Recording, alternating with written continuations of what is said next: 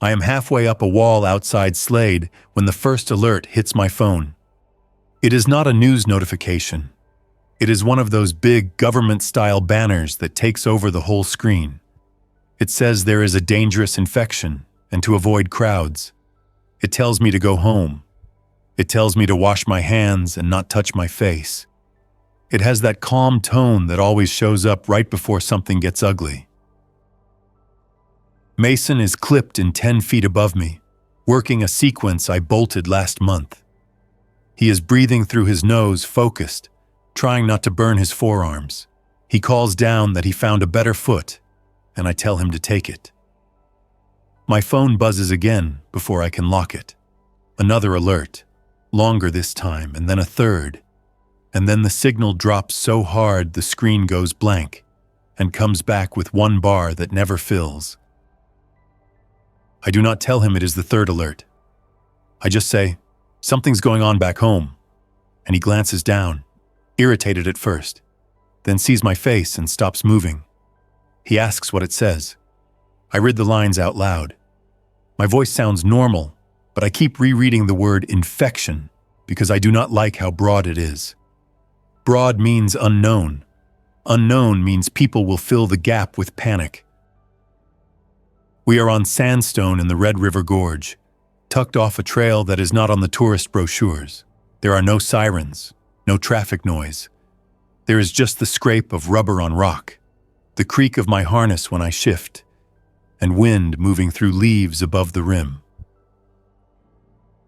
Mason down-climbs to a stance and clips a quick draw into the bolt at his waist so he can lean back and check his phone.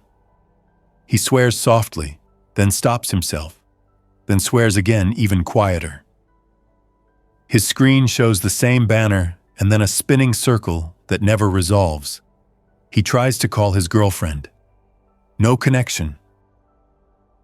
I can feel a decision forming in my head, not as a thought, but as a list of actions that starts lining up.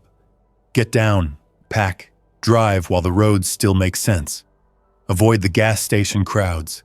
Avoid the grocery store chaos. Avoid the campground if the tourists are bailing out all at once.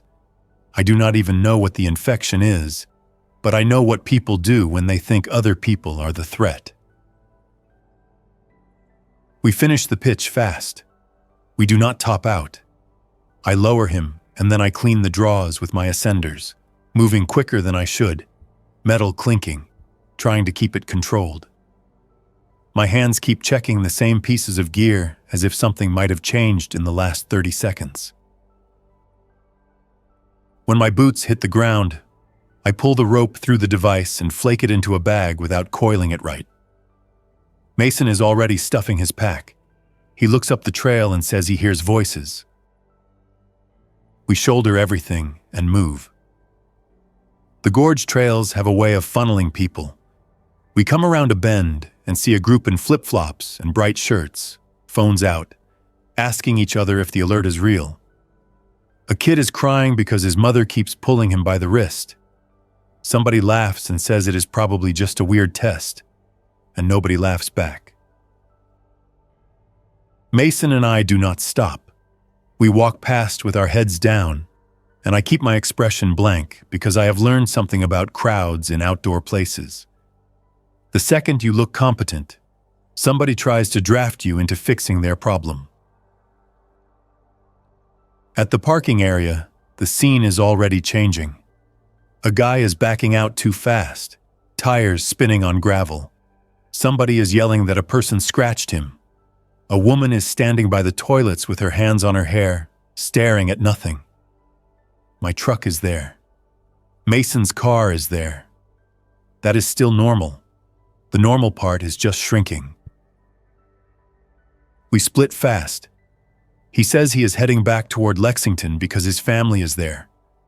I tell him to stay off the main routes, and he gives me a look. That half smile he uses when he thinks I'm being dramatic, but it does not land. He asks where I'm going. I tell him I'm going to check on my place in Slade, grab my climbing cache, and then I am leaving the road. He starts to say something, then stops. He says, "You think it's that bad?" I do not answer with a prediction. I answer with a fact. People got an alert and lost signal right after. That alone is enough. We do a quick handshake that turns into a hard grip. He gets in his car, I get in my truck. We leave in opposite directions, and I watch his taillights until the trees swallow them. The drive to Slade is short, but the road tells the story early. Cars are pulled off the shoulder, hoods up, people on phones. At a gas station near Stanton, the lot is jammed. Someone is honking over and over, not because it helps, but because it is the only control he has left. I keep going. I do not stop. I do not need gas yet. I do not want to be in a crowd when the first rumor turns into a fight. My place is a small rental cabin I share with 2 other setters when the season is busy. It is not a fortress. It has thin walls and windows that look out onto trees and a gravel drive. When I pull in, one of my roommates is on the porch with his backpack and a bike helmet clipped to it. His name is Trent. He looks like he has not blinked in a while. He says, "Have you seen the videos?" I tell him no. Signal is too weak. He pulls his phone up anyway, shows me a shaky clip someone downloaded earlier. It is a hospital hallway. People in scrubs running. Somebody on the floor thrashing and grabbing at a nurse's leg. The nurse kicks free and bolts. The clip ends and loads another one. A parking lot scene where a man is staggering. Then a person approaches. Then the man lunges in a way that is not normal. It is not a punch. It is not a shove. It is a desperate grab with his mouth open. I watch the clip once. That is enough. I hand the phone back. Trent says the campground is already a mess. People are trying to leave. People are trying to get in because someone told them the gorge is safe and remote. Remote attracts the same kind of thinking. It turns into a magnet. I go inside, grab my duffel from under the bed, dump it out, and start filling it with the stuff that matters. Headlamp with extra batteries, spare cord, ascenders, 2 locking carabiners for everyone I think I need. First aid kit, a small stove, water filter, tape, a knife, my bolt kit, because I do not want to trust old anchors for a long stay. My portalage, folded tight in its bag, heavier than I want, and still coming with me anyway. Trent asks what I'm doing, and I tell him straight. I'm getting off the road. I'm not staying in a cabin with glass windows if this turns into a crowd problem. He says, "Where are you even going?" I hesitate, not because I do not know, but because saying it out loud makes it real. A rock house. He laughs once, short, disbelieving. "You're going to live under a cliff." I do not argue. I keep packing, because he is not wrong, and it still makes more sense than being inside a building everyone can reach. Trent says he is leaving with his girlfriend. He asks if I want to go with him. I look at the cabin, the driveway, the trees, the road that will funnel people in and out. I picture a traffic jam. I picture someone blocking the road and waving down cars. I picture a panic line at the small grocery. Then, I picture the cliff recesses I have seen for years. The ones you only notice if you have been on rope. The narrow places where you can tuck in and disappear. I tell him no. He says, "This is crazy, Owen." I keep my voice calm. Maybe, but I'm not betting my safety on strangers acting normal. He leaves an hour later. I hear his car grind on gravel and vanish down the road. I spend the rest of that day moving in a tight loop. I fill every container with water. I take the propane canister from the grill outside. I pull canned food from the pantry and from my roommate's shelf. And I leave a note with exactly what I took. I do not know why I bother with the note, but I do it anyway. It is a thin thread of old life. At dusk, I drive toward the gorge again, not to the popular trailheads, but toward the routes where I have worked alone. I keep my headlights low. I do not play music. Every time I see a car parked at an odd angle, I slow down and watch the shadows around it. My target is a wall with a protected recess partway up, a narrow slot where the sandstone forms a shallow cave and the overhang sheds rain. I know it because I have hung on that face for hours, drilling and scrubbing and cursing at bad rock. I know the weaknesses in the stone. I know where water seeps after rain. I know the access line that gets you there. It is not a hiking trail. It is a scramble into the woods, then a steep descent to a base you cannot see from above. I park out of sight and carry everything in 2 trips, breath-controlled, moving careful. The second trip is the portaledge and a sack of hardware that makes my shoulder burn. I keep listening for voices, for footsteps, for anything that suggests I am not alone. When I reach the base, the wall rises in front of me in the last light. I can see the recess up there, a dark cut under a bulge. From the ground, it looks small. From rope, I know it is enough. I set my rope on a tree anchor with backup. Then I add my own bolts at the base where I can. Not because I do not trust the tree, but because the tree is visible. Visible invites curiosity. I want my system to be something I can strip later. I ascend into the dark. My headlamp throws a tight circle on the rock. The beam catches my old bolt line, the metal still clean. I think about how many strangers have clipped these draws and laughed and yelled up and down the wall. I think about how fast a place changes when it becomes a rumor. I reach the recess and clip in. I pull my body into it and sit on my haunches, back against sandstone, feet on a ledge that is not flat but stable. The air smells of dust and damp stone. There is old trash tucked deep in a crack, someone's forgotten wrapper, and a faded water bottle. People have been here, but not many, and not recently. I hang the portaledge. It is not comfort. It is a platform. It gives me a flat place to sleep off the rock so I do not roll into a bad angle and wake up stiff and useless. I rig it tight, check every strap, and then I start hauling my supplies up 1 bag at a time. It takes hours. The hauls are slow because the bags snag on the rock lip, and I have to lower, swing, pull, and curse under my breath. I keep stopping to listen down into the woods. Once I hear a distant shout, then another, then a crash that could be a branch snapping or a door slamming far away. I do not know. I just keep moving. Near midnight, I have enough up there to commit. Water, food, medical kit, stove, batteries, a small tarp, a coil of thin cord, my bolt kit, my rope. That last one is the decision. The rope is my lifeline, and it is also a ladder for anyone who finds it. I sit in the recess, headlamp off, and stare out into darkness. The forest below is a black mass with small movements where leaves catch starlight. I can hear insects. I can hear wind.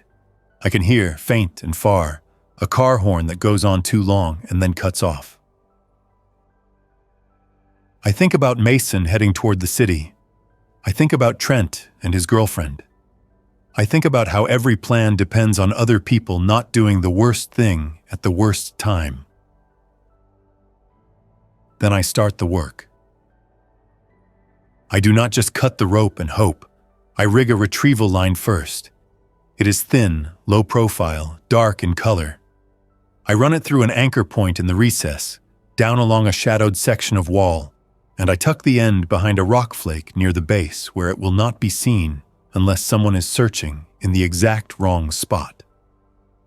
That line lets me pull up a rope ladder later if I choose. It also lets me lower something down without exposing my main rope. When the line is set, I pull my main rope up hand over hand and feed it into a bag. I do it quietly. I keep the rope from slapping the stone.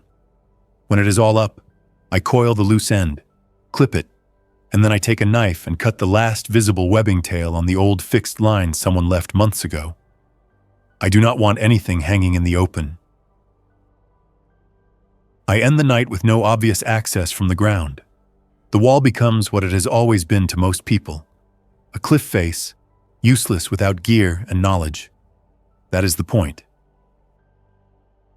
I sleep in short blocks because every sound matters now. Not because I think a zombie is about to climb the wall, but because humans will do stranger things than zombies. Humans will look up and see gear and decide it is worth figuring out. Morning comes pale and cold. I eat a protein bar I almost left behind because it felt cliché, and then I regret thinking that way. Calories are calories. I drink water in controlled sips and immediately hate how small the water supply looks when it is stacked in front of me. I have 4 5-gallon jugs and a few smaller bottles. That is a lot for a weekend trip. It is not a lot for weeks. I start scouting my own wall with my eyes, searching for the seep I remember. The sandstone here weeps after rain, not in a steady stream, but in slow drips from a dark line. I find it on the left side of the recess, behind a small lip. There are damp streaks. Not much. Enough to know I am not insane. I use my tarp and cord to make a small catch system. I do not do anything flashy. I keep it inside the recess where it cannot be seen from below. I run the tarp at a slight angle and hang a bottle under the lowest point to catch drips. It is slow. It takes half an hour to get the first mouthful. That becomes the rhythm of my life fast. Everything is a small task that takes too long. Everything has consequences. Noise matters. Light matters. Smell matters. I use my stove only when I have to, and when I do, I keep the flame low and shielded. I do not want a glow visible from the base at night. By day 2, the gorge is louder, not with nature, with people. I hear voices down in the woods more often. I hear a group moving along the base, calling out for someone named Ashley. I hear footsteps on rock, loose stones sliding. I hear a sudden scream that cuts off and then nothing for a long time. I do not move. I sit in the back of the recess, headlamp off, gear pulled close, and I wait. I do not know exactly when the infected show up in my world, because I do not see the first one up close. I hear the first signs. A wet cough that does not sound like sickness. It sounds like irritation. I hear a sign of struggle, not a fight with words, but the ugly sound of bodies bumping and grabbing. Then a voice says, "Get off," and then another voice says, "Stop," and then there is a scrape and a fall. Minutes later, someone runs through the base area fast enough that the footsteps are not careful. Branches snap. A body pushes through brush without caring about noise. That is what sticks with me. People in the woods are careful when they are sane. When someone stops caring about noise, something is wrong. Day 5 is when I see it. I am in the recess, crouched at the edge, looking straight down the wall through a gap in the leaves, when a man walks into view at the base. He's alone. He's wearing a hoodie even though the day is warm. His hood is up. His arms hang heavy. He stops under the wall and stares at the rock with his head tilted back. At first, I think he is just exhausted. Then he steps closer and presses his hands to the stone, not searching for holds, just touching it. His fingers curl and uncurl. He makes a sound that could be a laugh if it had any joy in it. Then he turns his head, and I see dried, dark streaks down his chin and neck. His eyes are open too wide, not focused on any one thing. A minute later, another person appears, a woman stumbling into the clearing. She sees him and stops. She says something I cannot hear. She steps back. He turns toward her with that same slow head movement. Then he moves fast, too fast for a tired man. He closes the distance and grabs her. She yanks away. He pulls again and his mouth opens toward her forearm. The woman swings her backpack at him hard. He stumbles. She runs. He follows with a jerky sprint that does not look planned, just driven. I pull back into the recess and sit down. My hands check my anchor points without thinking. I look at my rope bag and then at the empty air below. Cutting access was the right call. Watching that confirms it. The next weeks blur into a routine that feels sharp-edged anyway. Every morning I do a gear check. Not because the gear will change on its own, but because my brain needs a list of things that are under control. I tighten knots. I inspect bolts. I reseat carabiners. I adjust the portalage straps. I make sure my retrieval line is still tucked and not snagged on anything obvious. Then I manage water. I listen for rain, because rain is currency now. When storms roll through, I spread my tarp wider inside the recess and funnel the runoff into containers. When there is no rain, I nurse the seep. I set up a clean catch and I wait. I do not waste movement. I do not pace. Pacing burns calories and makes noise. Waste becomes its own engineering project. I use heavy-duty bags, double-layered, with a small scoop of cat litter I stole from the cabin pantry. I tie every bag tight and store it in a sealed bucket with a lid. I keep that bucket in a corner of the recess where it stays coolest. I do not want smell drifting down the wall. Food is controlled. I eat small meals at consistent times. I do not let myself snack from boredom. I keep a written tally on a scrap of cardboard. Writing it down feels childish, but it keeps me honest. My brain will lie to me if I let it. The outside world keeps intruding anyway. I hear gunshots sometimes, far off, then closer on other days. I hear engines that rev and stop and rev again. I hear a helicopter once, low and fast, and then it is gone and never returns. I hear people calling for help, and I never answer, because I do not know if it is real help or bait. That thought makes me feel worse than hunger. I see smoke on the horizon in the evenings, thin at first, then thicker on one day that smells of burning plastic. I think about the campground. I think about the little stores in Slade.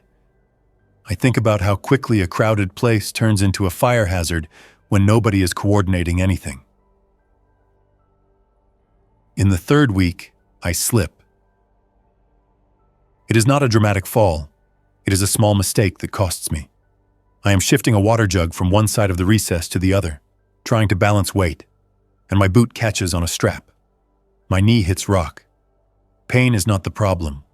The problem is what it implies. If I break something up here, I do not crawl to a hospital. I do not limp to a neighbor. I rot in place because I made one sloppy move while tired. I sit still for a long time after that. I do not move until I have checked my knee for stability, range, swelling. I can bend it. I can put weight on it. It is bruised. That is all. Still, I treat myself as fragile after. I move slower. I use both hands when I stand. I stop pretending I am tougher than physics. Around week 4, I start noticing signs that someone is watching the wall. It is not obvious at first. It is small things. A piece of cord at the base that was not there before. A fresh scrape on a rock where someone tried to climb without knowing what he is doing. A couple of footprints in damp soil after rain, close together, paused directly under the recess area. I do not see a person, but the signs are enough. Someone knows something is up, or someone suspects. Either way, the wall is not invisible anymore. The next day, I hear a voice below, a woman's voice, controlled. not shouting in panic. "Up there," she says, and she says it again, louder. "I know somebody is up there." I stay still. I press back into shadow. My headlamp is off. My gear is tucked. She does not start screaming. That is what makes it worse. She talks the way someone talks when she is trying not to spook an animal. "I'm not here to climb," she says. "I'm not here to take anything. I just want to talk." I can picture her at the base without seeing her. Hands out, chin up, scanning the wall, trying to spot a glint of metal. I keep my breathing quiet and my posture still. I do not answer. She waits a full minute, then says, "Okay, I'll try again. My name is Paige Larkin. I used to guide out here sometimes. I'm not guessing. I saw hardware that isn't old, and I saw the way a rope was pulled, not cut by weather. Someone did this on purpose." That makes my stomach drop in a way I do not describe with symptoms. It makes my hands tighten on my knee without me deciding to. Paige knows rope. Paige knows anchors. Paige knows the logic of hiding. She continues, "I'm with 3 people, 2 men and 1 woman. None of us are sick. None of us are bitten. I'm saying that out loud because you need to hear it. I don't want your spot. I want information. I want to know if the road is gone." I stay silent, but I shift closer to the recess edge so I can see down through the leaves without exposing myself. I catch movement at the base. 4 figures, yes. 1 woman standing forward, head tilted up. 3 behind her, spaced out, not crowding. That spacing reads as discipline, or at least caution. Paige raises a water bottle over her head with 1 hand, then lowers it, showing she is not holding a weapon. That does not prove anything, but it shows intent. She says, "If you're there, you already decided the world is dangerous. I did too. I'm not arguing with your choice. I'm just asking for a trade." Trade. That word hits different than help. Help is a trap sometimes. Trade is honest. Trade admits both sides want something. I do not shout back right away. I watch the tree line behind them. I watch for a 5th person. I watch for movement that does not match human pacing. I watch for the stiff, hungry drift I have seen from the infected. Paige waits, then says, "If you don't answer, I'll leave. But I'll tell you this first. People are moving through the gorge now. Lots of people. Some are sick. Some are mean. Some are just scared. A high spot is valuable. If you don't talk, you still might get found later by the wrong person." She is not threatening me. She is describing reality. That makes her more credible. I choose my moment and keep it minimal. I lean out just enough that my voice carries, but my body stays hidden. "Road's bad," I call down. "Campground is a trap. Don't stay near people." All 4 heads snap up. One of the men takes a step forward automatically, then stops when Paige flicks her hand back without looking at him. That small control gesture tells me she is the leader in practice, not just in name. Paige calls back, "Thank you. Can you tell me if anything is still working? Radios, cell towers, anything?" I keep my answers short. Cell is mostly dead. Alert stopped. I heard a helicopter once. I heard shots. That's it. Paige nods, even though she cannot be sure I see it. She says, "Okay, here's my trade. There's a spring about a mile east of here that still runs. Not a drip. Real water. But it's getting visited. If you're up there long term, water is going to decide everything. I can tell you where it is." My first reaction is suspicion. If she tells me where a spring is, she might want to see me come down to get it. She might want to see how I move. She might want to follow me back. That is the obvious play. I test her instead of accepting. "Why tell me? Paige answers without hesitation. Because I don't want you dead up there. And because if you're stable, you're a known quantity. A stable person up high is better than a desperate person up high. That is a cold way to put it, and I respect it. One of the men behind her mutters something, and Paige turns her head sharply, shuts it down with a look. No yelling, just control. That matters. I keep my voice even. I'm not coming down. Paige says, I'm not asking you to. I'm saying the spring exists. If you want the location, I can leave marks on the trail. I can point it out from here. No need to meet close. I consider it. I do not trust her. But water is real. Water is math. And my seep line is not enough if the dry stretch hits. I say, show me from there, point, then leave. Paige steps to a clear spot and points with a straight arm toward a ridgeline, then angles her hand down toward a notch that I recognize faintly. She gives landmarks in terms I understand. A big white-barked tree near a split boulder, a fallen log that crosses a drainage, a bend in a faint trail that is not on maps. She does not overload it. She speaks in clean directions. When she finishes, she says, "That's what I've got. Now I'm going to ask for one thing.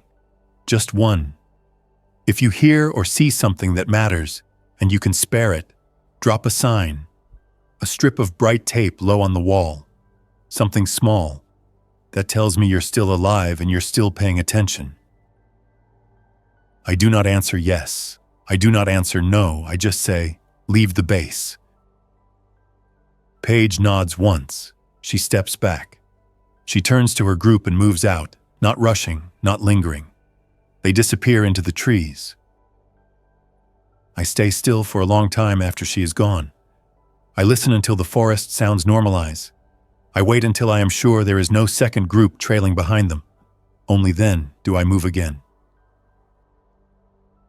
That night, I do not sleep much. I keep going over the same logic, and I force myself to challenge it because my brain wants certainty. Paige could be honest. Paige could be bait. Paige could be honest today and desperate later. The spring could be real and still be a trap, because people have patterns. If I go for water, I create a pattern too. In the morning, I set rules for myself and I write them down. No going down in daylight. No going down 2 days in a row. No leaving gear visible. No taking the same route twice. No letting hunger or loneliness write the plan.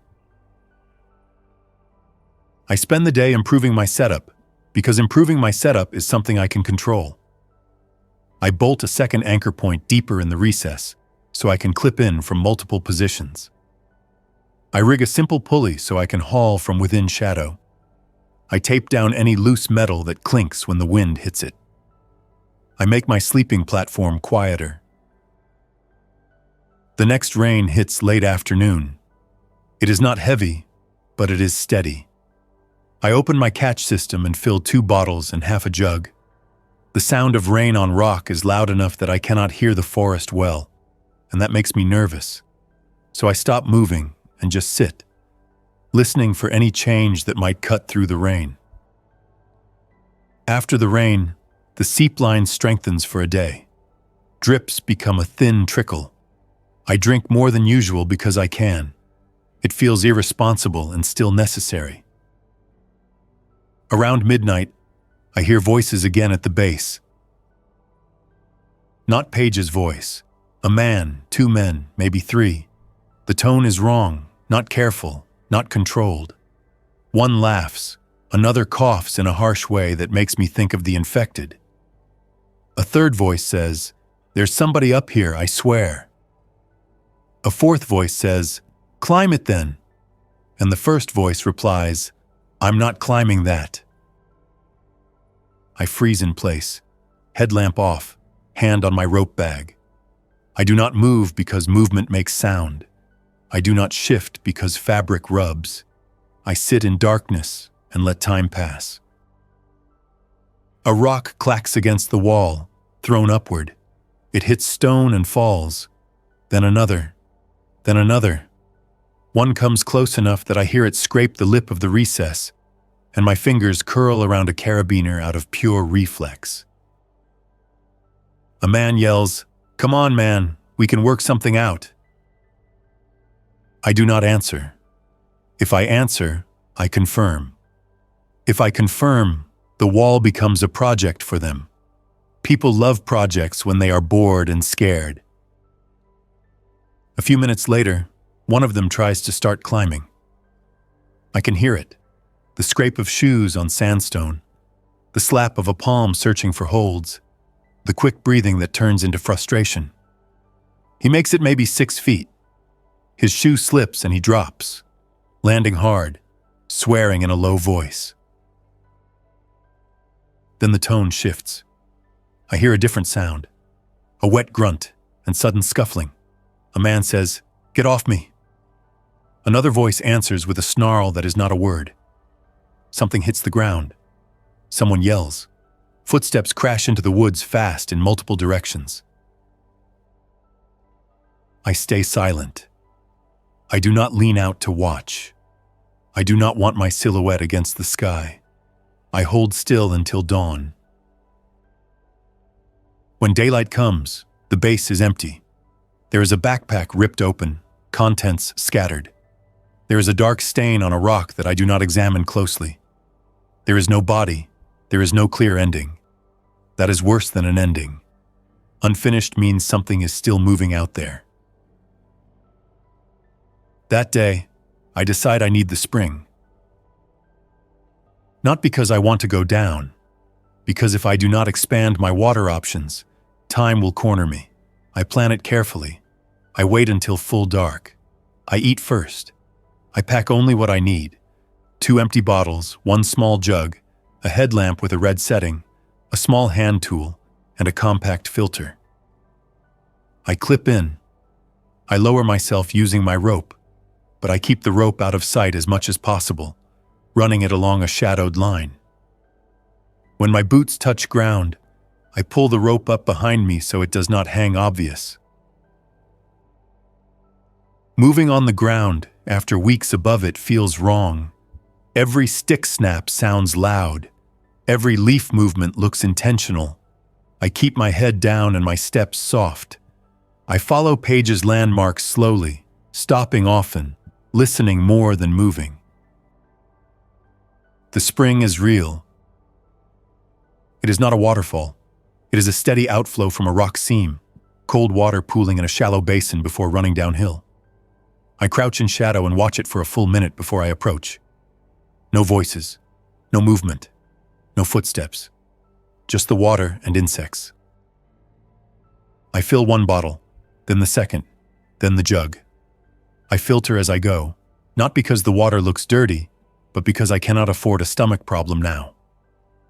I wipe the outside of the containers dry and tuck them into my pack so they do not glint.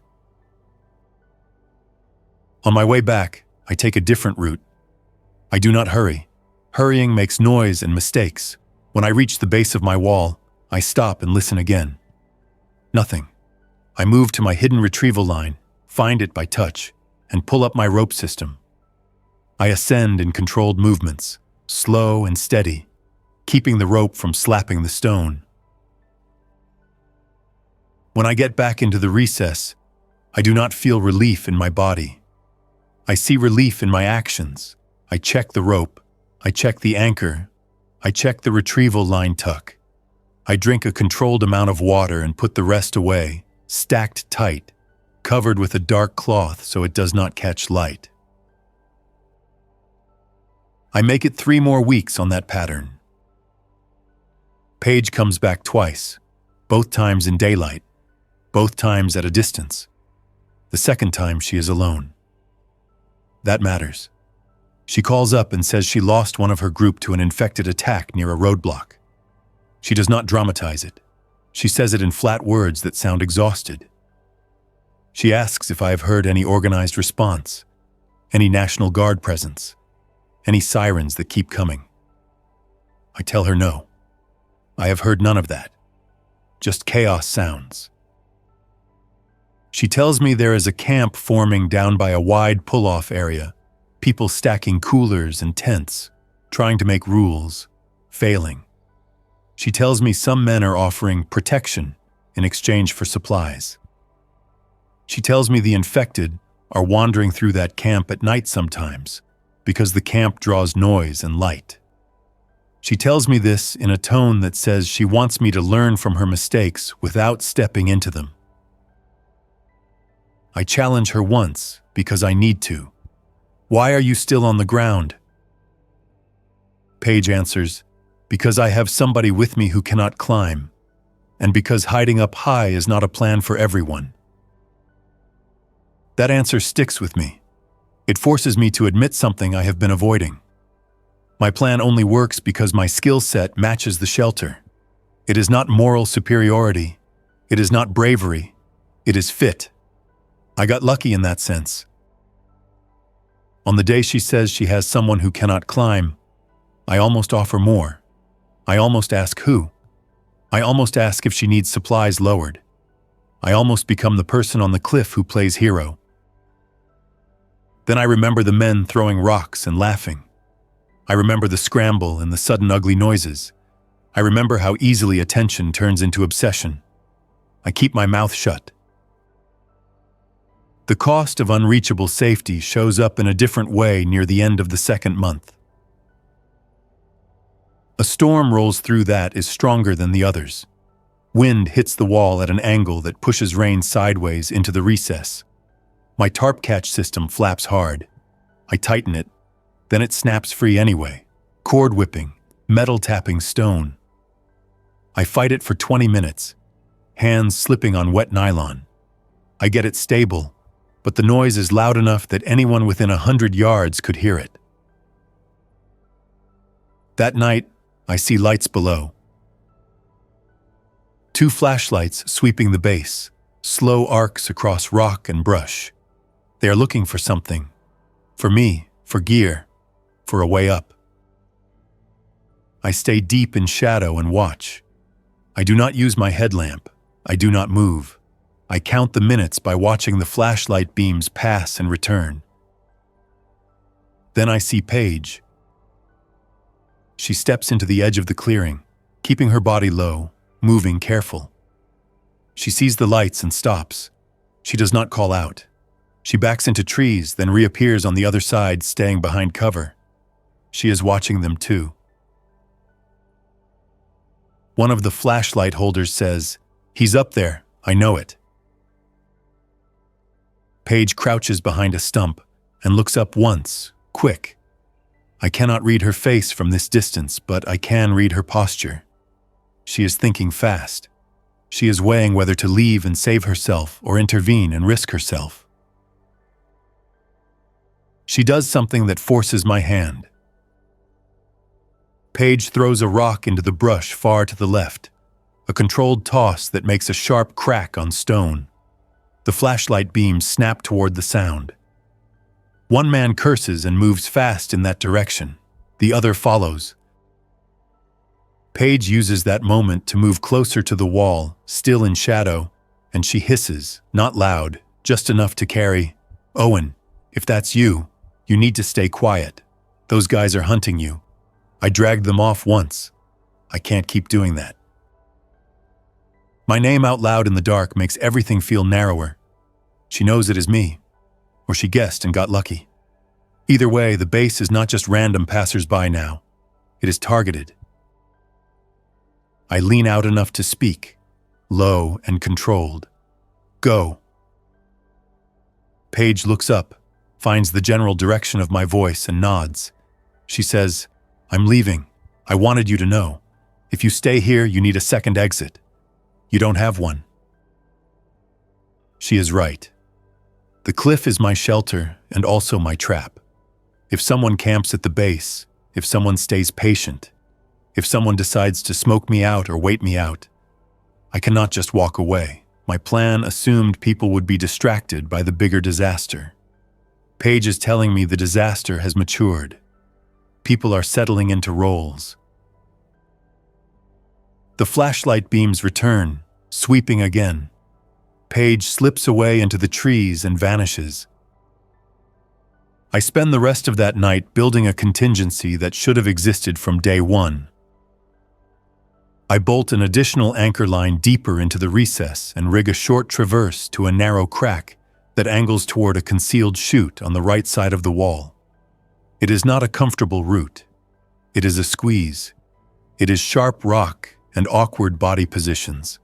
It is also not visible from the base unless someone knows exactly where to look. I test it in the dark, moving slow, controlling every contact point, memorizing the sequence by feel. I bring a small bag of essentials with me in case I have to commit. Water, food, headlamp, a few pieces of hardware. I do not want to discover the weak link when a person is yelling below. At dawn, I see fresh footprints again. 2 sets. They came back after Paige distracted them, and they stayed long enough to check the base. I do not know if they saw anything. I do not know if they noticed my hidden retrieval line. I do not know if they are smart enough to be patient. So I change the rules again. I stop using the base area entirely for water. I only use the spring route, and only on nights with wind that covers sound. I reduce my movement in the recess during daylight. I black out the deepest part with a second tarp, so even if someone gets a lucky angle, he does not see reflective gear. Days pass with the feeling of being watched.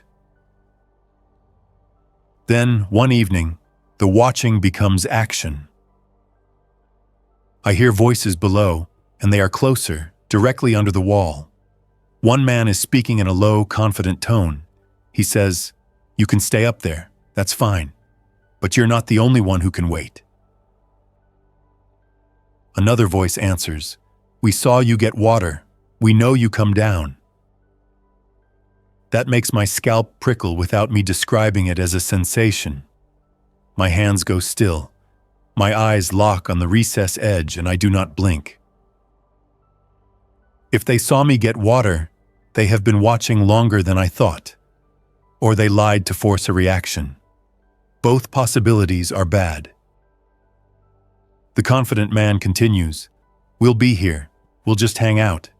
You got food up there. We got food down here. You want to be alone? Be alone. But if you want to trade, you trade with us." I hear the scrape of something heavy being dragged. A log, a cooler, a piece of metal. They are settling in. I look around my recess, at the water stack, at my food tally, at the waste bucket, at the anchors. The cliff has kept me safe from the infected. Now it is trying to keep me in place while humans build a new problem at the base. I make the decision without drama. I do not argue. I do not shout. I do not negotiate with men who announce that they are patient. I pack. I do it in stages. Essentials first. Water in the smallest, quietest containers. Food that travels dense.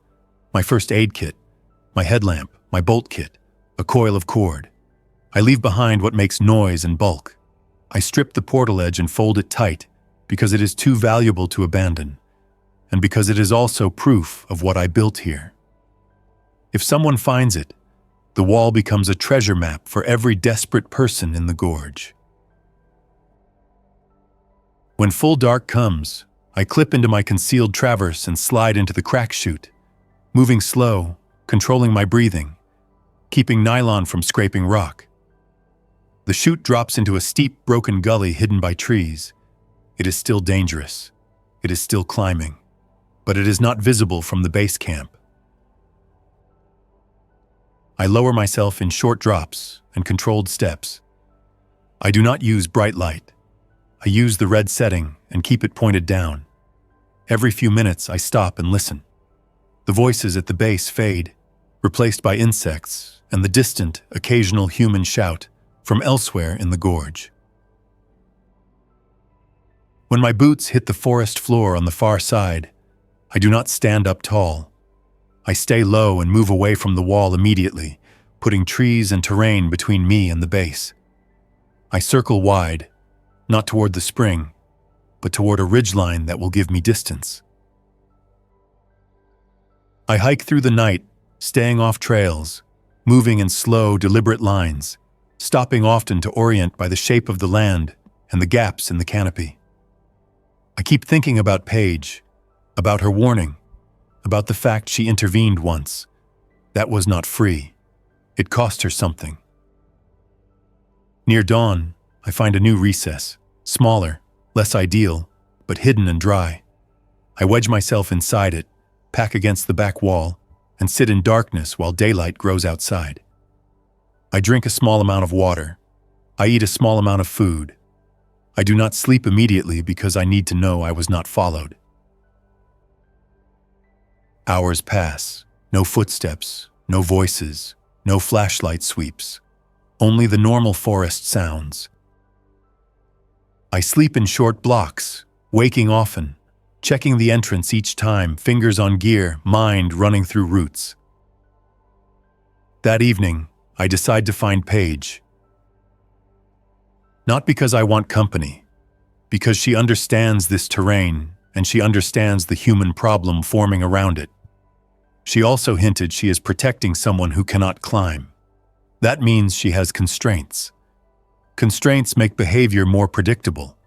Predictable is safer than random. I move carefully back toward where I saw her last, using the ridges above the base areas instead of dropping into drainages where sound carries. I stop at a distance from a small camp I can smell before I see. Smoke and unwashed bodies. I do not approach. I count people by voices. I watch for infected movement at the edges. I watch for sentries. I find Paige's sign by accident. A strip of bright tape tied low on a sapling branch, not visible from a trail unless you are looking for it. I stand still and look around. Then I follow the tape trail, slow, cautious, until it leads to a shallow rock overhang with a small fire pit that has not been used recently. Paige steps out from behind a boulder with a hand raised, palm open, and her other hand holding a small hatchet low, not swinging it, just holding it. She does not yell, she does not rush.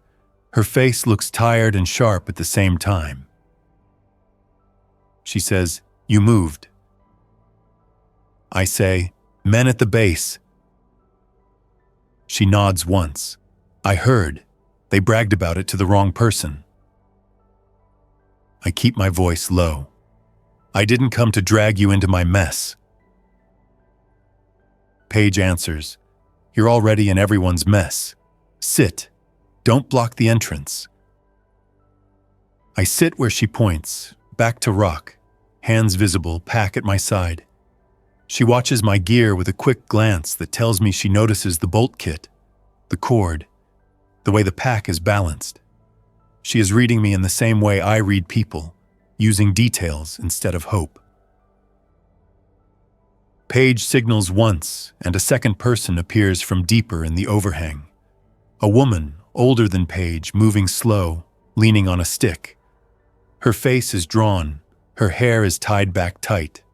She keeps her eyes on me without aggression, just assessment. Paige says, "This is Marla. Marla can't run far. Marla can't climb. Marla is the reason I didn't just disappear into the trees." I nod. I do not introduce myself because Paige already did that for me publicly, which I still do not love. Paige sits across from me, still holding the hatchet. She says, "I'm going to be blunt. You built a smart hide. You cut access. You proved you'll walk away instead of negotiating with bullies. That matters. But you also learned what I learned. A fixed spot becomes a target." I say, "So you keep moving?" Paige says, "Yes, but not alone. Not with Marla. I can move quiet. She can't. We need a system." That is the negotiation, right there. No speeches, no promises, just needs and constraints. I challenge the premise because I have to. If I team up, it creates more noise. Paige answers without flinching. If you stay solo, you can't sleep deep. If you get hurt again, you don't just bruise a knee. You end. You already know that. The question is whether you want to trade some control for some resilience. Marla clears her throat and says, "I don't want to be dead weight." Paige looks back at her and says, "You're not." Then looks at me again and says, "But you have to decide if you can live around someone who slows you down." I do not answer fast. I look at Paige's hands, not shaking, not desperate. I look at Marla's shoes, worn, practical, not new. I look at their packs, light. That means they have already burned through easy supplies. I say, "I don't do groups." Paige says, "Then don't. Do a temporary arrangement. 2 nights, information sharing, water runs, security shifts. If it fails clean."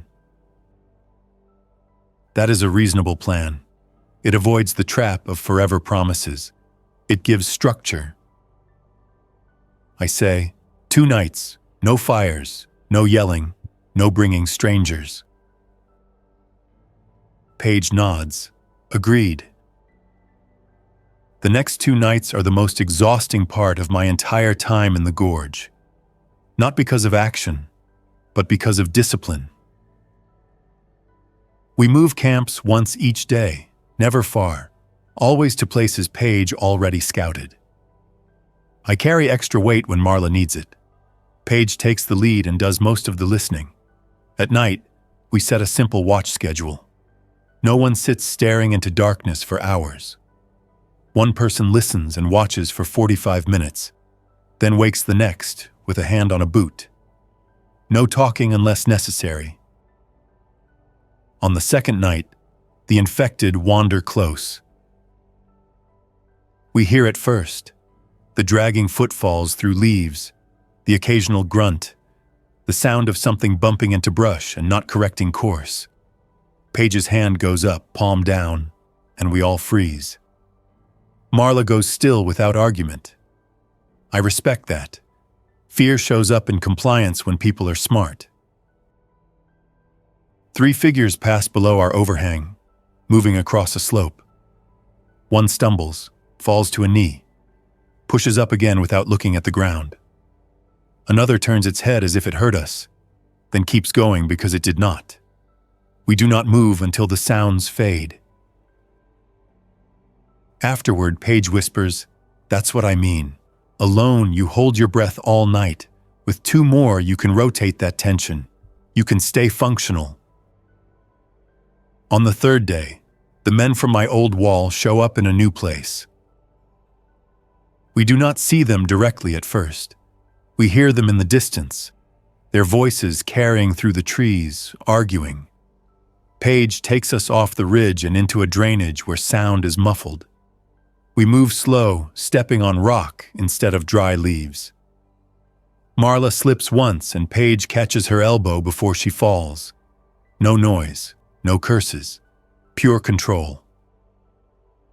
We reach a narrow recess Paige calls a slot, hidden behind a curtain of vines. Inside there is barely room to sit, but it is invisible unless someone pushes through the vines. We tuck in and wait. The men pass within 100 yards. I recognize the confident tone immediately. He is bragging about a cliff guy and how he is going to pull him out sooner or later. Another voice laughs. A third voice coughs, rough, then spits. That cough makes Paige's eyes narrow. She is thinking the same thing I am thinking. One of these men might already be sick, and if so, the group will implode soon. When they are gone, Paige looks at me and says, "You were right to cut access. You were right to move. Now you need to stop thinking this ends when you hide well. It ends when you get out of this area or you build a life that can absorb pressure." I say, "Get out where?" Paige answers, away from the rumor zones, away from the campgrounds, away from the roads, not farther into wilderness for the romance, farther into places people can't exploit easily. That line hits me because it matches my own logic. I did not go to the cliff for adventure. I went because it was hard to reach and hard to exploit. By the end of the second week with Paige and Marla, we have a working pattern. It is not friendship. It is function. Paige and I rotate water runs to the spring, always at night, always using different routes. Marla stays hidden and organizes the small supplies, keeping tallies, keeping our waste contained, keeping our camp clean so we do not attract animals. We never light a fire. We eat cold more often than we want. We do not talk much. When we do, it is quiet and useful. The human threat keeps shifting around us anyway. Camps form and break. People move through. Shots happen, then silence. We learn to read patterns by sound. Regular shouting means a group trying to control an area. Short, sharp yells mean panic, usually infected. Long, quiet stretches mean a section of woods has been avoided, which can mean safety, or it can mean something worse that people learned once and refuse to repeat. On one night near the end of the third month, Paige and I are returning from the spring when we see a headlamp beam sweeping the trees ahead. Not random, searching. The beam pauses on the ground, then moves slowly up trunks and branches. Paige grabs my sleeve and pulls me behind a boulder without a sound. We crouch, backs to stone, and wait. The beam comes closer, then stops.